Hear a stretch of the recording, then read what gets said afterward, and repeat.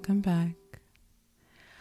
Welcome back to the podcast, the Bibliotherapy for Black Women podcast.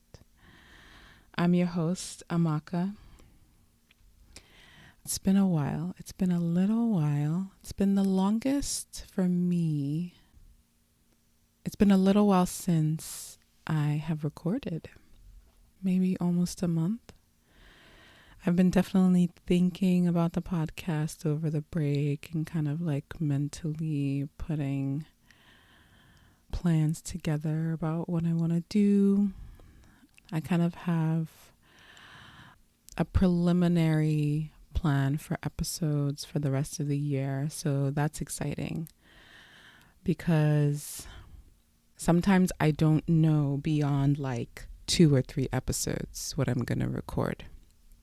But as I was driving somewhere this past weekend, like all of it just came to me. So I have pretty much the blueprint for episodes for the rest of the year, which is great. I don't have to spend as much energy trying to figure out what I'm going to talk about. And I can pretty much channel all my energy into just preparing for what I'm going to talk about. So, how are you guys doing? I know I ask that question almost all the time with every episode. And I like to imagine that with that, you guys kind of stop momentarily and think, how am I doing? Because when I ask that, I really mean it in terms of my inquiry. Like, I really wish I could kind of hear your responses, whether they're audible, whether they're, kind of inside you and you're just thinking about it. If you guys ever want to like email me and be like, whenever you ask how I'm doing, I really like think about it. So I wanted to kind of just email you about it. Whatever. I don't know. I feel like I'm kind of rambling. It's been a little while. Maybe I'm a little rusty. But as promised, I said that it will be a 1-month break and the mid-month episode would not air, but I would resume on July 1st. And here we are. How have I been? I'm sure you guys are curious with the title of the episode. But it's true. It's true. When you guys hear this episode, I will no longer be at the job that I moved to New York for. I am recording this. Oh, see, this just shows you how rusty I am. I did not even kind of give you guys a mental visual. So we switched up my recording surroundings today. Being that I'm kind of in a pinch when it comes to making sure I get this episode out for you guys in a timely manner, I couldn't really go to the park where I, set up my portable little station in the back seat with my laptop and my microphone. So I'm actually home. I'm home. This is the first time that I am recording at home. And I usually don't record at home. And when I say home, I mean my new New York home with my spouse and family, where I live in New York and where I moved to from Connecticut. I usually don't record at home because the predictability of noise around me, I'm able to gauge that a little less. We have pets. We have 2 dogs. Sometimes they bark. They're dogs. They bark. And I didn't really have to be concerned about that when I lived on my own. But one thing that I have figured out is early morning The dogs are pretty much still asleep. The house is pretty much still asleep. And if need be, I can record at home. So that's kind of, that's comforting for me. That's reassuring for me to know. Like if I'm in a pinch, if I can't get to the park, I can record at home. And I can, for the most part, rely on my surroundings being quiet enough to where there are minimal background noise distractions. So yes, I am home all the way upstairs. It's a pretty big house. My spouse and I live with some family, and we pretty much have the top floor of the house to ourselves. So I just happened to be by myself this morning, and I was like, you know what? I'm going to use this quiet time this morning. I'm going to wake up extra early, and I'm going to take advantage of these couple of hours where I'm by myself, and I'm going to record this episode. And then I'm going to feverishly edit it so that I can get it to you guys by tomorrow, the 1st of July, Friday, which is when you will be hearing this. So yeah, hopefully that kind of gives you a little bit of a visual. I am at a desk. I'm at a pretty decently sized desk with my computer, with my microphone. There's no window in front of me, unfortunately, the way there was in Connecticut, so that I can kind of just talk and look out at the view. Boy, do I miss that view. Boy, do I miss that view. But, you know,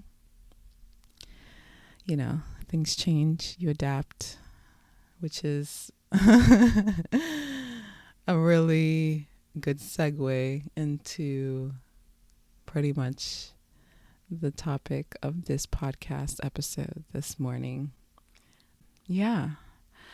As I'm speaking to you, I am also getting mentally ready for my last day at my job, with the practice that I joined as a psych nurse practitioner. So with today being the 30th, it is just over 5 months there. And I realized about 8 weeks ago that my time there was going to be much shorter than I had initially anticipated. Coming in, so like with anything new in this regard, I like to kind of have like a mental timeline, if you will. Whether it works out that way is completely separate, but I just like to have like a basis from which I can kind of work from, if I need to change things. So in my mind, I was like, okay, I have agreed to work as an NP, a new grad in this position at this practice. Obviously there's going to be a learning curve. I'm going to kind of be figuring things out for a little while. And, things will be challenging. Things will be difficult throughout my time there because I'm always learning, but particularly so in the beginning because, like I said, I'm a new grad. I'm learning how to talk to patients again, but in a different way because this is not clinical anymore. This is real life. And, there will be that period of time in the beginning where things are a little bit more challenging, but I'm going to hit my stride for the most part. And I'm going to be there for a while. This was what I thought. I'm going to be there for a while. I'm going to hopefully hit like the 18. In my mind, I was like, I want to hit like the 18-month mark or the 2 year, between 18 and 24 months before I move on. So 5 months and 18 months are two totally different time frames, obviously. So, plans changed. And upon starting the job and getting in, kind of getting into the deep end with things, it was going it was going well. It was going well. I was just dealing with just the normal challenges of a new job, it being a job that, what I do matters, because I'm seeing patients. They're coming to me seeking guidance and help for their issues that they're dealing with.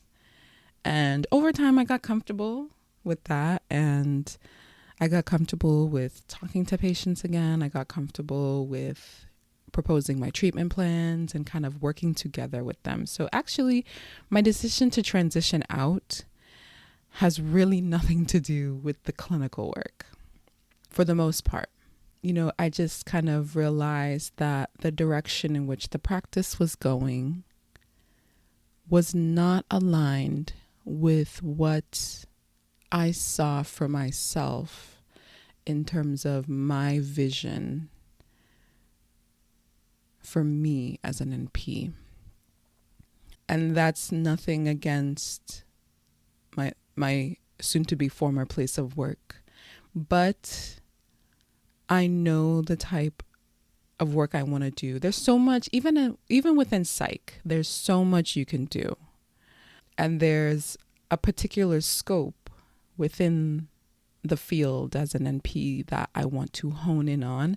And being a new grad and still being very inexperienced, out in the real world, I want to be able to use the time along with working to fine-tune my skills, build my knowledge in the particular subspecialties of psych that I eventually want to be an expert in.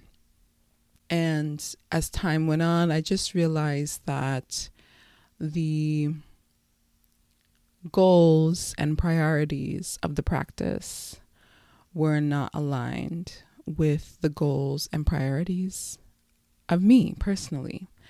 And I had to make a choice. Because it was also too getting to a point where I wasn't as happy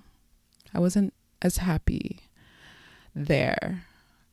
When you're kind of out of whack, when you're not aligned with your values, your personal values, and you're not aligned, or you're not in an environment where you can kind of build on what you're passionate about within the field that you're working in, it can be detrimental to you from a mental place, from an emotional place. It can be demotivating. It can just all around not be good for you. And I found that it was affecting me in not a good way from a mental place. And I could kind of see myself drawing inward, and not in the way where you're like introspective and kind of reflective and want to improve. Like I was kind of drawing into myself as a way to keep myself, or kind of like protect myself. So, yeah, I don't want to get into too much detail. I don't necessarily think it's necessary, but ultimately what it boils down to is, like I said, my goals, what I want for myself as an NP, how I see my trajectory, just did not fit with what the practice wanted and what they were prioritizing. So, you gotta make a decision, and I made one, and I made it as soon as I could, as soon as I got clarity, and as soon as I had an opportunity come my way that was more in line with what I wanted to do, and was also more in line with the kind of life I wanted to live. Y'all, I know not everyone has the opportunity to make a change like this, and by no means do I intend to be insensitive in any way when I say this, because I know not everyone has the luxury to kind of just up and move from their job. But y'all, like, I don't know how folks are expected to work so many hours in a week.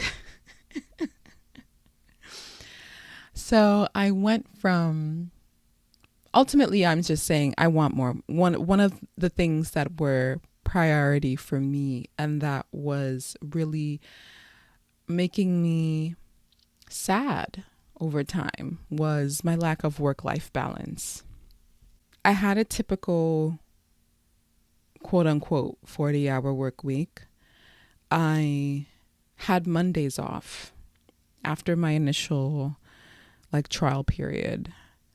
I had Mondays off, which I negotiated before starting the job because I wanted one weekday off along with Saturday and Sunday. So I worked Tuesday to Fridays, but I work 10-hour days, Tuesday to Fridays. So it was typically morning into evening, Tuesday through Friday. And initially, it wasn't too bad. I kind of was enjoying the novelty of having Monday off, which I prefer to Fridays. I know some people differ in what day they prefer to have off, Monday or Friday. Some people prefer Friday to get the weekend started early, but I prefer Monday because I get the Sunday scaries. I get the Sunday scaries. It's to the point sometimes, not all the time. It's to the point where my husband is like, oh, dang, you got those scaries. Cause I don't really like doing anything from 4:00 on Sunday. I don't like leaving the house. I need time to really get my mind right for the week ahead. So when I was given the option of what day to take off, I chose Monday because usually in my experience, Fridays at the office are chill. You might have some work to do, but people are just in a happier mood. It's the weekend. You might be talking a little bit more, especially if your coworkers are chill and you guys are cool and you guys can just talk about life. In my experience, working on Fridays has just been, almost leisurely. There aren't too many expectations. You can kind of take a longer lunch. If it's good weather, you can go outside. I've never really felt burdened to work on a Friday.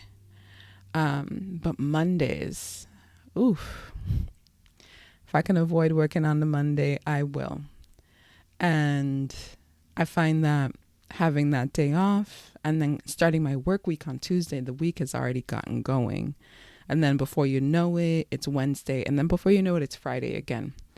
So I've had Mondays off for the past 3-ish months. But with that, there's a sacrifice because my work days are longer. And sometimes, actually most times it didn't really bother me because I do stay pretty busy at work, but it can be draining.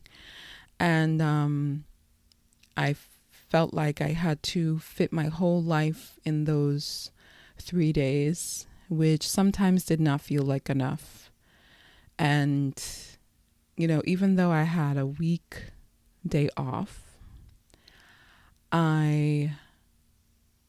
Tuesday to Friday, I could not do anything, because even with 8-hour days, even though they can be taxing, at least you have those 2, 3, 4 hours after work when you come home, depending on the length of your commute, to kind of be on your own or be with your family or tend to some personal things. But with working a 10-hour day and having a 1-hour commute each way and waking up 45 minutes to an hour before I have to leave to get ready, that's in my mind, that's a 13-hour day. I've kind of equated it to less of a 10-hour day, more of a 12-hour day, because I'm including commuting time. From door to door for me, my commute was on a good day 55 minutes, but typically an hour. And that's work time too in my mind. Like I'm getting to go. I'm not doing anything else but getting to work, working to get to work. And then when the day is over, I'm making my way home, and I'm not doing much in between. I'm not doing much within that time because I'm focused on, getting to the parking garage, hopping on the train, getting off the train, walking to the office. Those 4 steps usually took about an hour each way.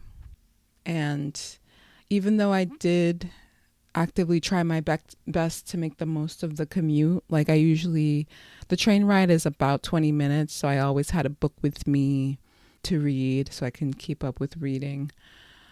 And I did get downtime at work. If I wasn't seeing patients or writing notes, I would take some time and read too. But like with the commute, it's less than what I would have liked in terms of having some time to read. And by the time I'm getting home, I'm just like wiped out. So in my mind, I wasn't working 40-hour weeks. I was working 48-hour weeks. And then if you add the time that I'm using to get ready, like that's like a 50-hour week. Like you can't, it would be hard to convince me otherwise, because those hours in some way are related to work. I am either getting ready for work or going to work or at work or leaving work. And within all of those categories, kind of combining all of those categories, it was like, and pretty much not being able to do anything else. It's like between 50 and 60 hours. And it's just a lot. It was almost too much, and on top of not really feeling like I was aligned with the priorities and the direction the practice was going, I was like, I need to make a decision. And unfortunately, the decision is that I have to go. So, yeah, I gave in my notice 8 weeks ago. I gave them ample notice because, it's not a position where, you can give like a short amount of notice. I mean, technically you could give 2 weeks, but I didn't want to do that because I do have a patient caseload, and I did not want my patients to kind of be shocked or surprised if they were transferred to a new provider with no notice. And the time frames in which I see some of my patients vary from 1 week to 3 weeks. So I wanted to have enough time to at least see all my patients twice before I left. And I got to do that, thankfully. I got to see every patient at least 3 times before my last day today.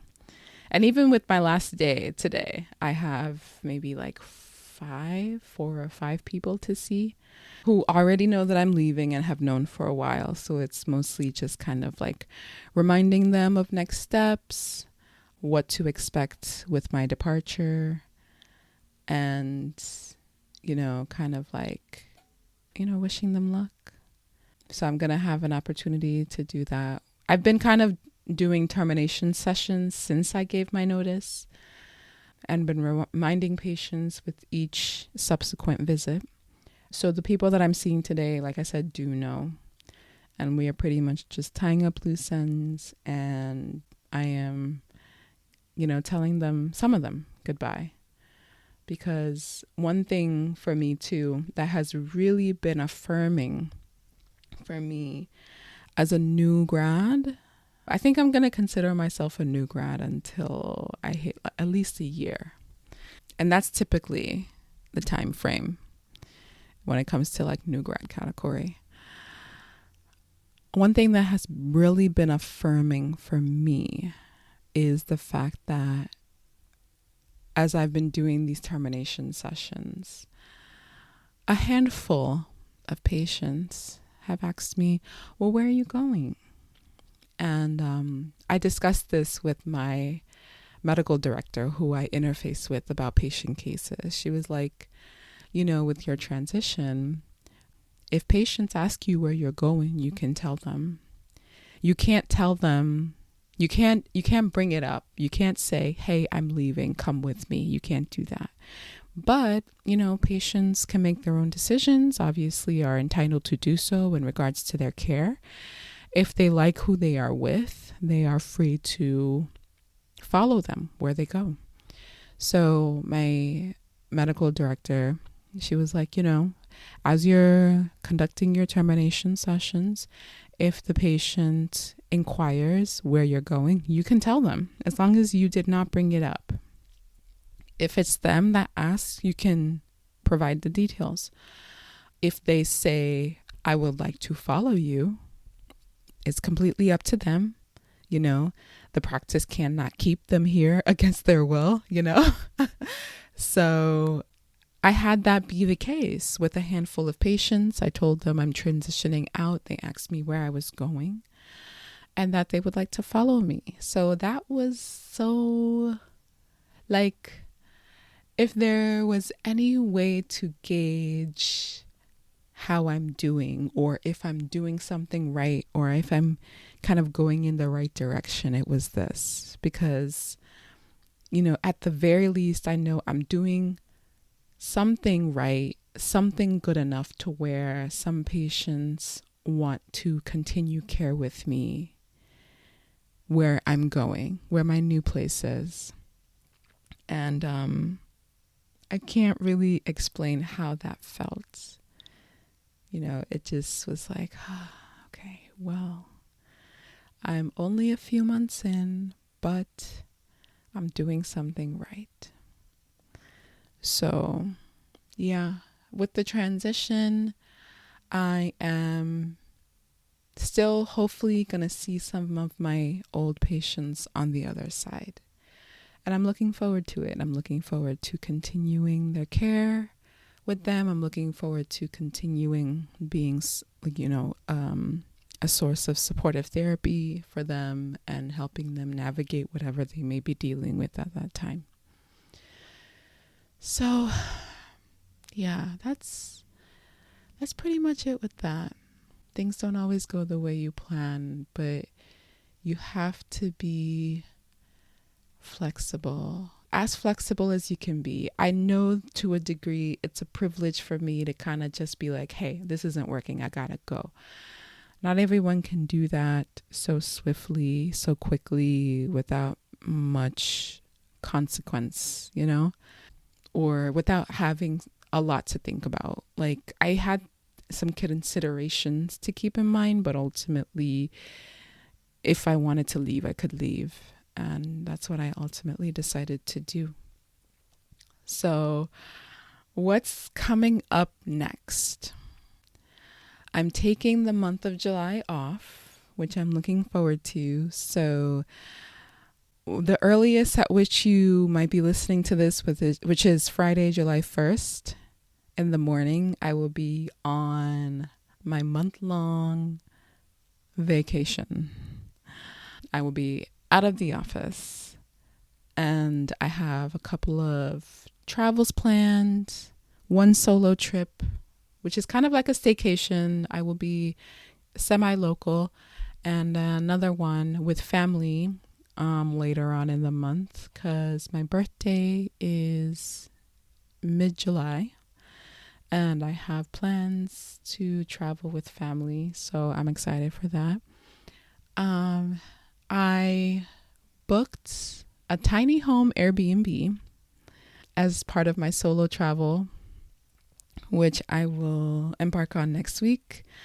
And It's within driving distance, a couple of states away, but it's within driving distance, in the DMV area. And I'm excited. It's kind of in a more naturey area with fresh air and with quiet. And I am looking forward to laying in the hammock. I'm looking forward to stillness. I'm looking forward to minimum distractions, which partially is up to me, depending on which devices I bring with me. But I'm going to do my absolute best to just focus on what I want to focus on while I'm away on this trip. And my priority is to get a lot of reading done. Because like I said, I kind of have my plans laid out for the podcast for the rest of the year. So I want to get going on the readings that I need to get done so that I can produce these episodes. And I have a lot of reading planned. I would like to do some writing. So I'm hoping to kind of get in the mental space with the environment that I'll be in to do some writing. I'm planning to get some episodes done. And I think kind of being in that secluded, quiet environment will be helpful to focus.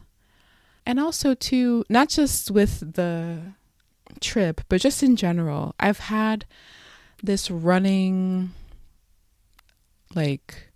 objective. I've been meaning to take the photos out of my phone that are around major events and get them into photo books, like actual albums. I did that for my wedding in 2019. All the pictures that everyone took, I put them in 2 photo albums and I gave them to my family and my parents-in-law for Christmas. So I really liked that project. So I guess I like doing that, as like a hobby. And I have so many major events in the past that could be really good photo books. So I'm thinking back as far as there's some vacations my husband and I took when we were still dating that could be little mini photo books that I want to, kind of dive in on and do that. Solo trips I've taken that I want to transform into photo books. Major events, my graduation from Yale, those pictures I want to transform into a photo book. My trip, the trip that I took to Curacao in March from my close friend's birthday, I want to turn that into a photo book and give one to each person that went on the trip. Yeah, so I want to do that. I want to devote some of my time off to that because it's really important to me, Our photos live on our phones now, and they couldn't before because they were like Polaroids and things like that. And if you did not develop the photos, you didn't see them. So you had to do it. But now with phones, iPhones, iPads, you can just look at the pictures on the phone if you want to see them. But it's not the same as kind of flipping through a book and seeing the pictures. It's different for me. Maybe not everyone, but for me it is. So I want to prioritize that with my time off too. Yeah. And I'm going to take the time to get ready for the new job that I will be starting in August, which will afford me so much more in terms of work-life balance, getting a lot of personal time back. And with that, being able to focus it on things that matter most to me, like this podcast and reading and writing and spending time with family and cultivating friendships and, things outside of work and things, in my opinion, that matter more than work. Work is very important. Work supports our livelihood, but it can get to a point sometimes where it is draining your life force. And an aspect of the job that I'm leaving was doing just that. And I had to, kind of look out for myself. So, yeah, that's pretty much it. This ultimately became an episode where I was kind of just updating you guys and letting you know what's been going on. I finished my swimming lessons 2 weeks ago. So that was bittersweet because, or had I finished by the time oh God. I'm trying to figure out if I had finished at the time of recording the last episode, but I don't think so. I think I had maybe 1 or 2 lessons left. But yeah, I think at the point of the last episode, I told you guys that I was good on the free stroke, still practicing, but I could swim and I was practicing the breaststroke. So yes, at this point, my sessions are done. I had 8 sessions in total, and I finished them, I think, the second week of this month. So with that, it was bittersweet. I no longer see my instructor anymore, who was so great. Like I continue to sing his praises anytime I was talking about this learning experience, because he was just so great, so patient, always came with a smile on his face, but he was serious. He was about his business. He was about making sure that I got the basics down and I could move in the water. But now it's up to me to just keep it up and keep practicing, because I'm not perfect. I can still improve my technique, but I am leaps and bounds from where I was in the beginning, and I'm really thankful for that. So, in terms of what I have planned for the next couple of months, I'm going to produce and get up part 2 of The Sex Lives of African Women. I finished that book earlier this month and have some final thoughts. Would definitely recommend reading that book. Definitely recommend. It's sad. It's a lot of things. It's truthful. It's liberating. It's sad though. Some of the stories are quite sad, but important. They're important stories that had to be told. And I am grateful to the author and interviewer of the book. I'm also working on an episode about postpartum depression. And that's one subspecialty that I really want to kind of become an expert in when it comes to pregnancy, postpartum, and mental health, and how it is impacted, and how people like me in my field can help my audience in however way you relate to that experience, help you guys and give you tools. So I'm working on an episode, and I'm looking to highlight some portrayals in the media when it comes to Black women and postpartum depression. And I have some books that I need to get going on reading that I have in mind to produce some episodes for. I don't want to get into too much detail because plans change. Many, many times I have had a plan to do a book for an episode, and then maybe something happens or I change my mind.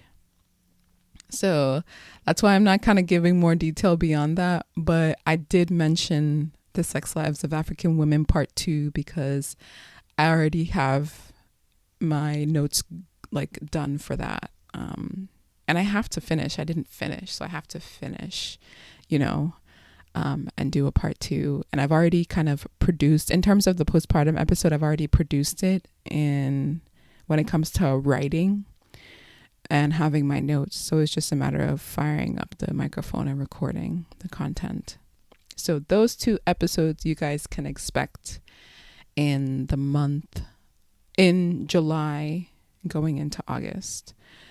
And then everything else you guys will see soon enough. So I'm always like, oh, this is going to be short, especially like episodes like this. I'm like, oh, I'm just going to update you guys on my life, and it shouldn't be more than 25, 30 minutes. And I am approaching 45 minutes recording. And I got to get to work. I started recording this episode at 6:30 in the morning because it was the only time this week that I could find to get some quiet.